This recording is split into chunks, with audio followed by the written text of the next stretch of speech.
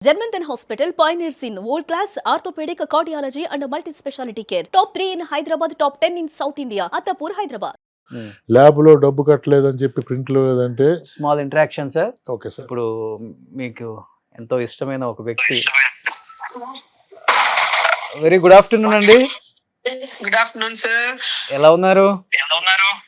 బాగున్నాను. లంచ్ చేస్తున్నా, ఫోన్ మర్చిపోయాను. ఓకే ఓకే ఓకే చెప్పాను. సారీ. మీరు చేసిన సినిమాలలో అందరికి కొంచెం బాగా ఇష్టమైన సినిమా క్షేమంగా వెళ్ళి లాభంగా రండి. వావ్. ఇప్పటికి ఆల్మోస్ట్ నేను ఇంకా మ్యారేజ్ ముందు అనుకుంటా చేసిన సినిమా. ఓ మ్యారేజ్ కి ముందా? అదే ఇంకా అయిపోయి లాస్ట్ మూవీ. Okay okay. ఇప్పుడు ఆ డైరెక్టర్ మా షోకి వచ్చారు. ఓ ఉన్నారా? ఉన్నారు. ఓకే ఓకే ఇవ్వండి. రాజా గారు మాట్లాడండి.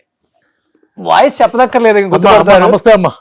నమస్తే నమస్తే సార్. ఎలా ఉన్నారు? అమ్మా చాలా హ్యాపీగా అవునమ్మా అవునమ్మా బాగున్నానమ్మా. చాలా ఇయర్స్ అయిపోయింది. అవునమ్మా మనం మీరు మినిస్టర్ అయిన తర్వాత ఒక్కసారి ఎయిర్పోర్ట్ లో కలిసాం. మళ్ళీ మిమ్మల్ని కలలేకపోయాను, కానీ ఇలా మాట్లాడుతూ చాలా ఆనందంగా ఉందమ్మా. చాలా హ్యాపీగా ఉంది నాకు కూడా సార్. చాలా రోజులు అయింది. మొన్నే 26 సంవత్సరాలు పూర్తయిందమ్మా సినిమా. మొన్న February 4th ఓకే. ఆ రోజుని శ్రీకాంత్ గారు పిలవటం, ఇంటికి వెళ్ళటం, కేక్ కట్ చేయటం జరిగి మీ గురించే మాట్లాడుకున్నాం.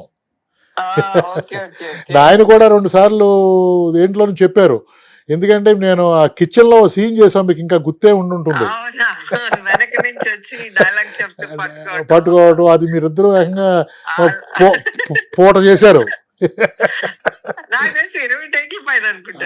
అవునమ్మా పట్టుకోవడం ఎందుకు అడిగారు, ఏంటి శ్రీకాంత్ హీరోయిన్ అన్న 1 టేక్ లో ఓకే చేస్తా, రోజంతా ఎందుకు ఇన్ని టేక్లనే? అవునమ్మా. ఎందుకు పట్టిందండి అన్ని టేక్లు ఎందుకు పట్టింది? సినిమా నుంచి చెప్పి నేను అలా ఫిక్స్ అయిపోయాను సార్. నేను రోజాని అలా పట్టుకొని చేయలేను సార్ అన్నాడు. ఇద్దరు బ్రదర్ అంటారండి, అన్న అంటారా? దానివల్ల నవ్వు వచ్చేసింది. ఓకే. నేను ఎప్పుడు అన్నయ్య అని పిలుస్తా. సీతారత్నం గారు అబ్బాయిలో అన్నయ్యగా చేశారు కదా, ఇంకా అప్పటి నుంచి నాకు ఒక బ్రదర్ లాగే ఆయన. సో అది రొమాంటిక్ డైలాగ్ చెప్పాలంటే నవ్వు వచ్చేసింది. అది కూడా ఎలా అంటే 2 చేతులు అలాగ వేసి ముందుకు వేసి పట్టుకుని ఈ చెంప తగిలిస్తూ చెప్పాలి డైలాగ్. ఇలాగే కావాలా అడిగాడు. ఏంటి ఇన్నిసార్లు అడుగుతున్నాడు, ఎలా కావాలని చెప్పి అనుకున్నాను. తర్వాత తెలిసింది 20 టేకులు తీసుకున్న తర్వాత.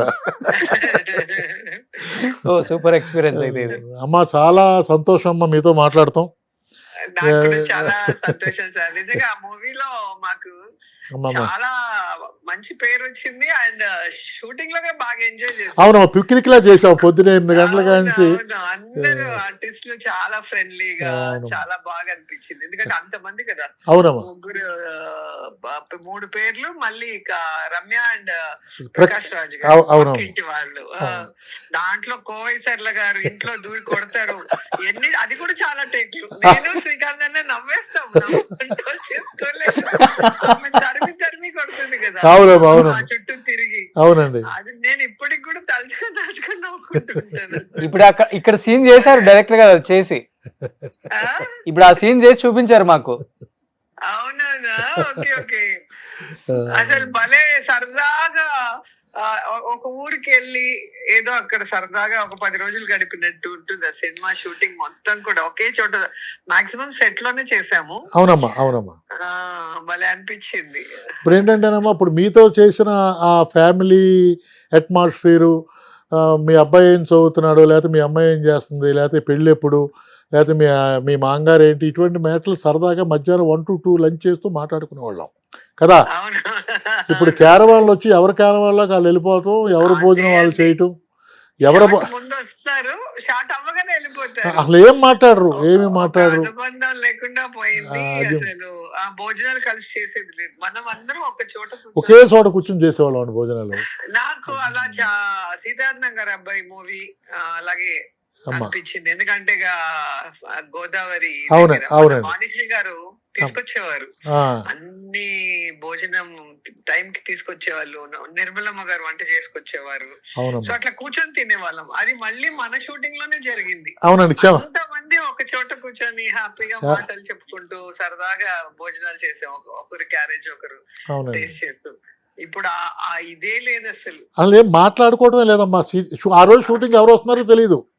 అదే సడన్ గా రోజా గారు వస్తున్నారంటారు, మీరు క్యారవాన్ లో దిగుతారు. అలా ఉండి అలా అయిపోయిందమ్మా. పార్ట్ 2 చేస్తున్నారంట, రెడీగా ఉన్నారా మీరు? అమ్మా క్షేమంగా లాభం గారు అని పార్ట్ 2 చేద్దాం అమ్మా. మోహన్ గారితో మాట్లాడాను, తప్పకుండా డెఫినెట్ గా మళ్ళీ 4 అలాగే ఉన్నాం. ఆల్మోస్ట్ ఎవరు పెద్ద మారిపోలేదు. అంతేనమ్మా. 4 గంటలు ఒక కంపల్సరీ క్లైమాక్స్ వస్తారు, వచ్చి చేయవలసి వస్తుందమ్మా. చేద్దాం తప్పకుండా తప్పకుండా. చాలా చాలా చాలా సంతోషం అమ్మా.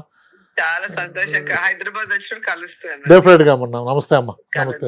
ఇదిగో రోషన్ గారికి ఇస్తున్నానమ్మా. థ్యాంక్ యూ రోజా గారు, నన్ను కల్పించినందుకు. అయ్యయ్యో మా డైరెక్టర్ గారిని. అయ్యయ్యో థ్యాంక్ యూ అండి, thank you so much.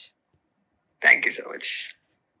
So ఇలా ఉంటుంది అన్నమాట సినిమా అంటే. అప్పుడు సార్ అది ఒక మీరు అంటే రజనీకాంత్ గారు క్యారవాన్ ఎక్కరండి.